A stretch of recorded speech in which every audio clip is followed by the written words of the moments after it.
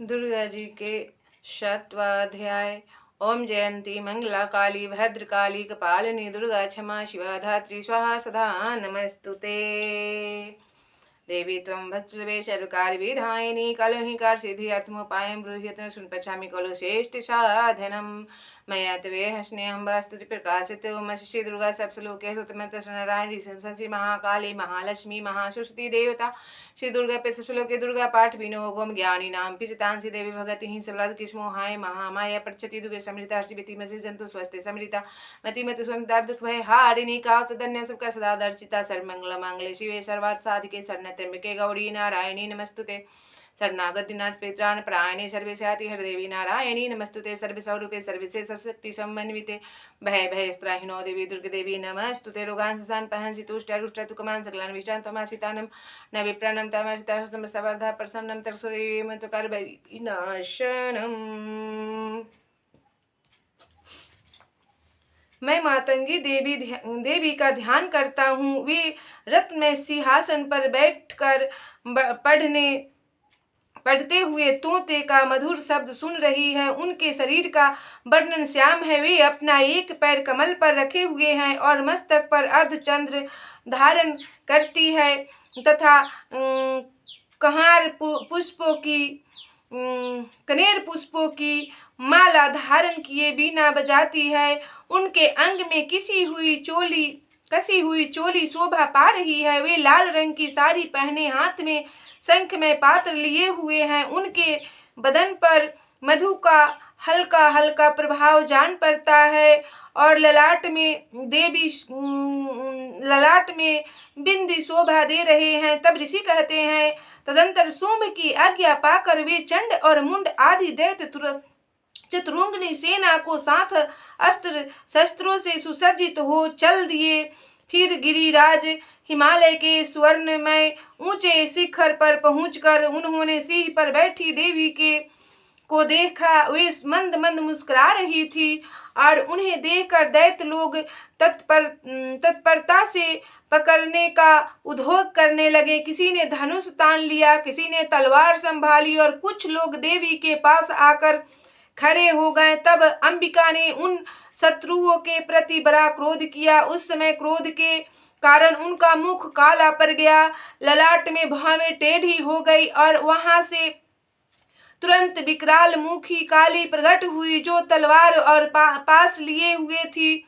वे विचित्र खड्गवांग धारण किए और चित्ते के चर्म की साड़ी पहने नरमुंडों की माला में विभूषित थी। उनके शरीर का मांस सूख गया था, केवल हड्डियों का ढांचा था जिससे वह अत्यंत भयंकर जान पड़ती थी। उनका मुख बहुत विशाल था, जीभ लपलपाने के कारण वे और भी डरावनी प्रतीत होती थी। उनकी आंखें भीतर को धंसी हुई और कुछ लाल थी। वे अपनी भयंकर गर्जना से संपूर्ण दिशाओं को गुंजा रही थी। बड़े बड़े दैत्यों का वध करती हुई वे कालिका देवी बड़े वेग से दैत्यों की उस सेना पर टूट पड़ी और उन सबको भक्षण करने लगी।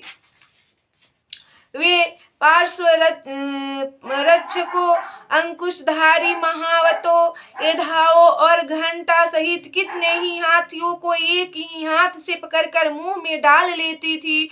इसी प्रकार घोड़े, रथ और सारथी के साथ रथी सैनिकों को मुंह में डालकर वे उन्हें बड़े भयानक रूप से चबा डालती थी। किसी के बाल पकड़ लेती थी, किसी का गला दबा देती थी, किसी को पैरों से कुचल डालती थी और किसी को छाती से धक्के से गिराकर मार डालती थी। वे असुरों के छोड़े हुए बड़े बड़े वस्त्र शस्त्र मुंह से पकड़ लेती और रोष में भरकर उनको दांतों से पीस डालती थी। काली ने बलवान एवं दुरात्मा दैत्यों का वह सारी सेना रौंद डाली, खा डाली और कितनों को मार भगाया। कोई तलवार के घाट उतारे गए और कोई खड्गवांग से पीटे गए और कितने ही असुर दांतों के अग्रभाग से कुछ ले जाकर मृत्यु को प्राप्त हुए।